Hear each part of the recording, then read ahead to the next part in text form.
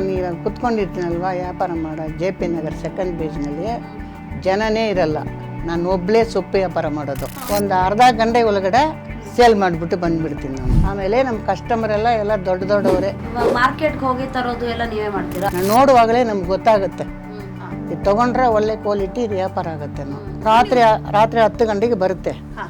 ಅದರಲ್ಲಿ ಏನೇನು ಇದೆ ನೋಡ್ಬಿಟ್ಟು ತಾಯಿಕಿದ್ರು ಯಾರು ಹೊಡೆದ್ರು ಕರ್ಕೊಂಡು ಹೋಗ್ಬಿಡ್ತಾನೆ. ಅವ್ರಿಗೆಲ್ಲ ಎಲ್ಲಿಂದ ಬರುತ್ತೆ? ಇವತ್ತೇನು ಬೇಕೋ ನಾಳೆ ಏನು ಬೇಕೋ ನಮ್ಗೆ ಗೊತ್ತು. ಅವರು ನಮ್ಮ ಅಪ್ಪ ಅಮ್ಮ ದೇವರು ನಮ್ಮ ಕುಲಸ್ವಾಮಿಯನ್ನು ನೋಡ್ಕೊಂಡು ಇರೋದು ನಾನು. ನಾವಂದ್ರೆ ಎಲ್ಲರಿಗೂ ಇಷ್ಟ ಇಲ್ಲ. ಇದೇ ತೊಂಡೆಕಾಯಿ ಬೇರೆ ಕಡೆ 40 ರೂಪಾಯಿ ಸಿಕ್ಕತ್ತೆ, ನೀನು ಯಾಕೆ ಇದು 120 ಅಂದರೆ ಅದು ಸ್ಪೆಷಲು. ಈಗ ಬೆಂಡೆಕಾಯಿ 40 ರೂಪಾಯಿಗೆ ಇದೆ. ನಾನು ನಮ್ಮ ತೋಟದ ಬೆಂಡೆಕಾಯಿ ನಾನು 80 ರೂಪಾಯಿ ಮಾಡ್ತೀನಿ.